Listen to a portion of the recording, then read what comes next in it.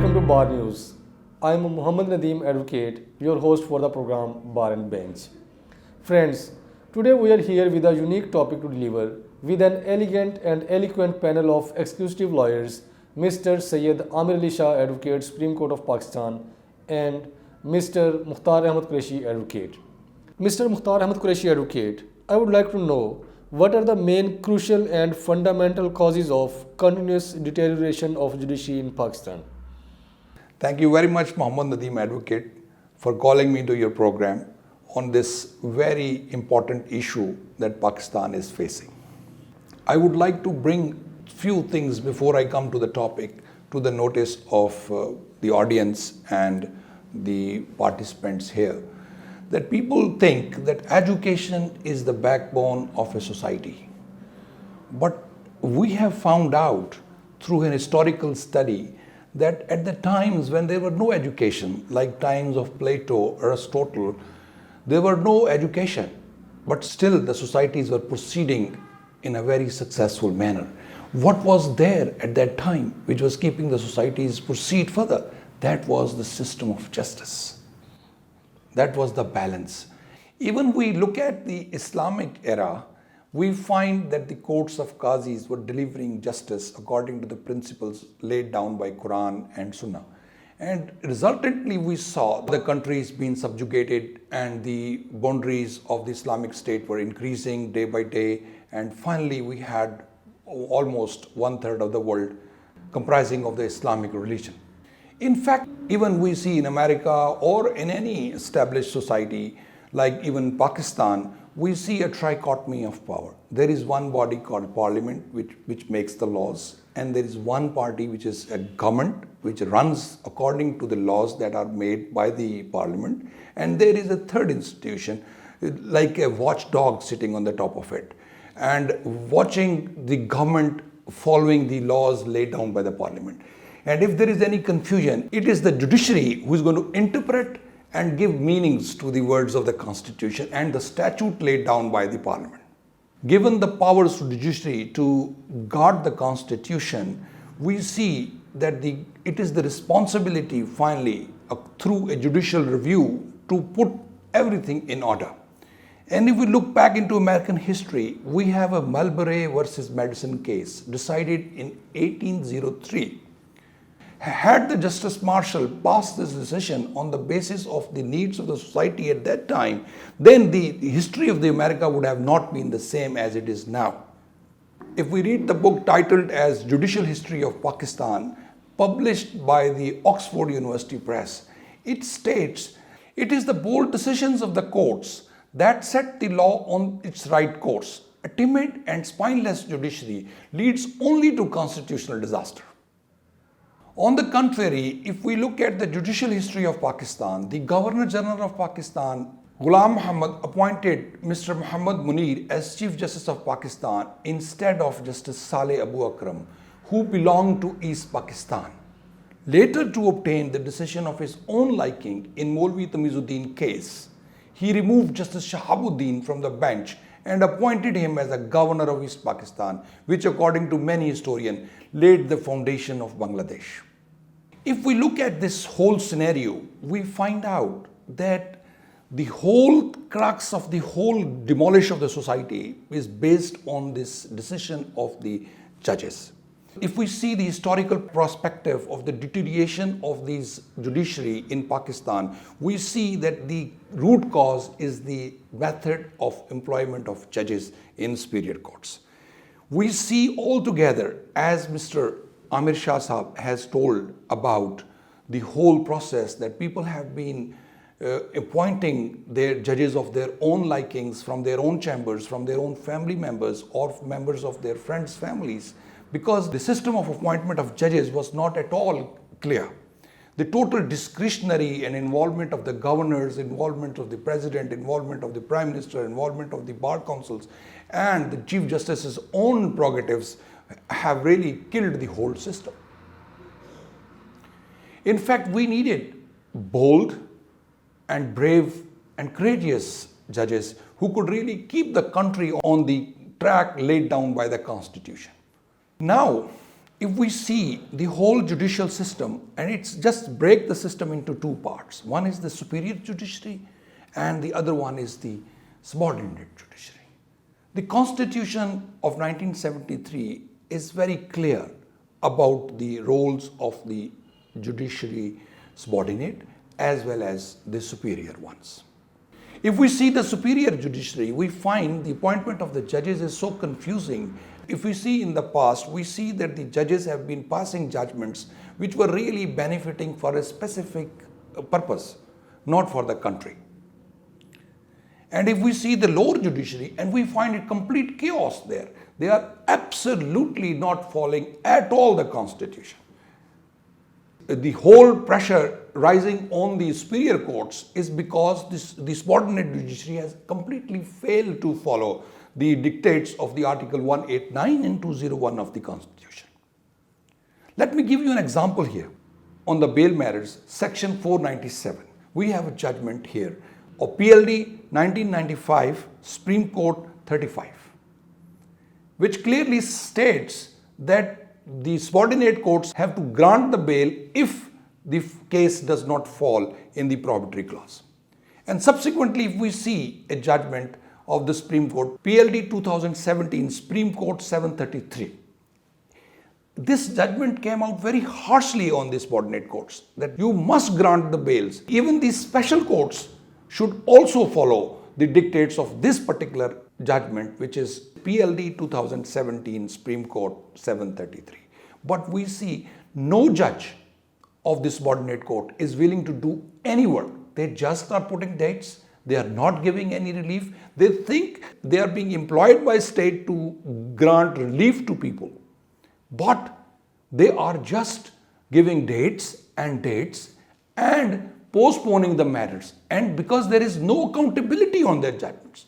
If there is a bar president on the other side, if there is a high court judge calling them over, they just grant the relief. And if a junior lawyer goes into them, they see the face, they don't see the case. So this deterioration, the second part that I am saying, this is causing a conflict between bar and the bench. Sir, please, what effective measures do you suggest to improve judicial system drastically? Well, Mr. Nadeem, this is very basic and fundamental question you have asked from me. Okay, what are the suggestions to improve the judicial system at the moment? You know, we have given a very, very low percentage to the upgradation or digitalization of our judicial system. I would suggest that first of all, we must, cover all the digitalized IT facilitation in our judicial system.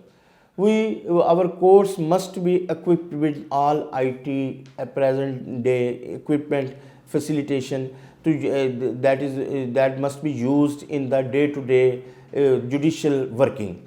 Secondly, the appointment of judges is the most important thing, and the merit is the only key to retain, to have a very good, competent judiciary. If once the judges are being appointed on the merit, you are guaranteed with the 100% success of the whole system, either socio-political, socio-economical, international, indoor management, outdoor management, constitutional, everywhere you would find out the fruits of the good and competent judges. And this is the most important thing where we are lacking. We are deliberately provided with a very incompetent and corrupt judiciary vis-a-vis very incompetent advocacy. We have to improve both institutions, advocacy as well as judiciary. Our judges must be very, very competent and have all the laws of modern day laws, equipment, technology at their robes, and that will help out in our society to improve and flourish. Pakistan, being a South Asian country, is facing the most deteriorating condition of both advocates as well as judges via caliber. Most of the Indian judges are delivering fantastically well reported judgments, but Pakistani judges are nowhere there around. We are entering into modern era where we required a very high caliber intellectually both as well as character wise a very high level judges and advocates. I suggest that we must sit on, we must be, combine the other institution too to solve out the caliber declaration, deterioration and de-acceleration of these two institutions. And in this way, I will also suggest that both the advocates and the judges should be given the facilitation to get their education towards through via international institutions, certain collaboration be made. If we are giving towards to the journals as well as the bureaucracy, why not we must give towards for the research purpose to the judges and the advocates, because these are the most crucial institutions, backbone of any country in democratic structure, because judiciary have to deliver and the advocates have to deliver all the other rules, administration of justice department organs, and judges are also come from the advocates. So I suggest once you give a best level and best kind of advocates, you could get very good and competent judges, and this is a reciprocate procedure. And if the government says, thinks they would not help out these institutions, both institutions financially and through patronization and through allocation of a certain good amount in their budget, that will not work out. Nothing could happen, since the research orientation as well as the financial position of these two organs is improved by the inclusion, by the patronization and by the participation of governments of Pakistan. Thank you. I would like to ask the same question from Mr. Mukhtar Ahmed Qureshi, advocate. Sir, please enlighten us. Well, as I have pointed out the reasons of deterioration, the solutions are very simple.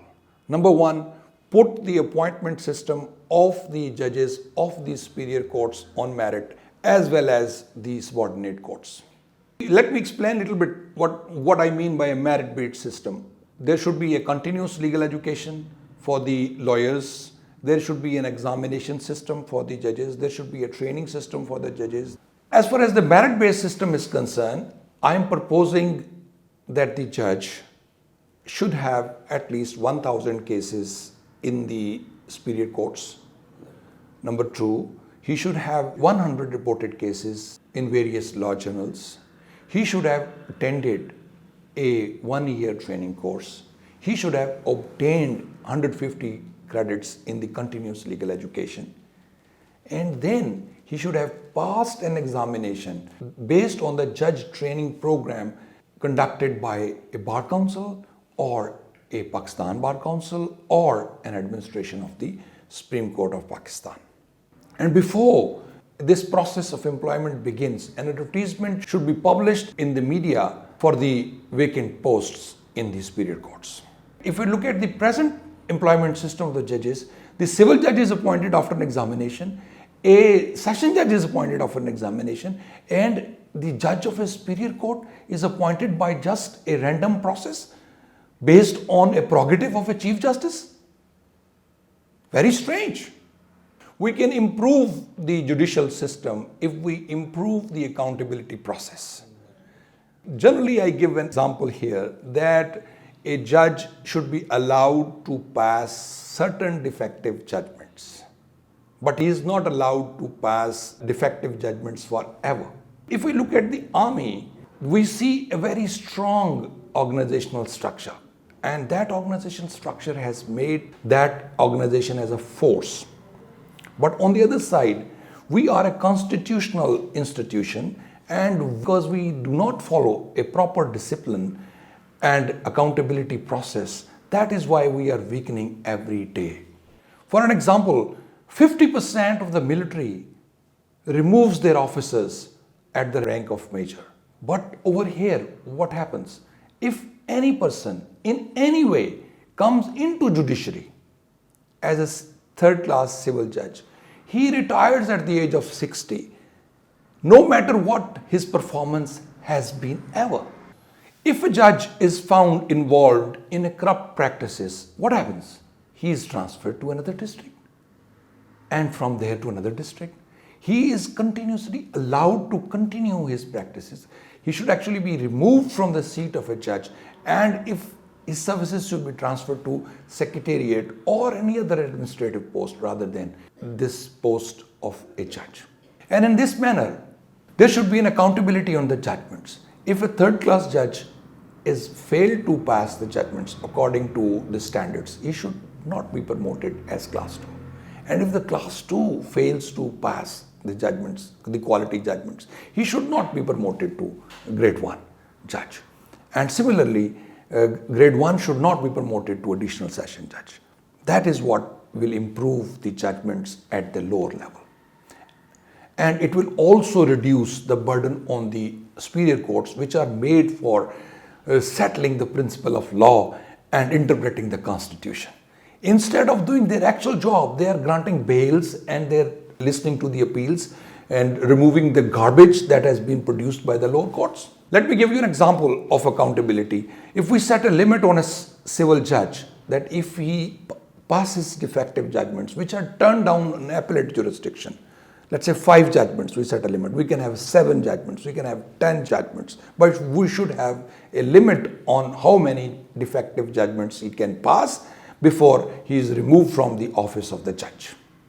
Now, the last but not the least, they are bound to follow the dictates of the Article 189 and 201 of the Constitution. And there should be some kind of rules made. If they are found violating these articles, they should be tried under Article 6 of the Constitution. Viewers, we hope that our discussion would be highly beneficial to achieve the national destiny of vibrant, upright and honest judiciary. Take care till next time. Keep watching Bar News.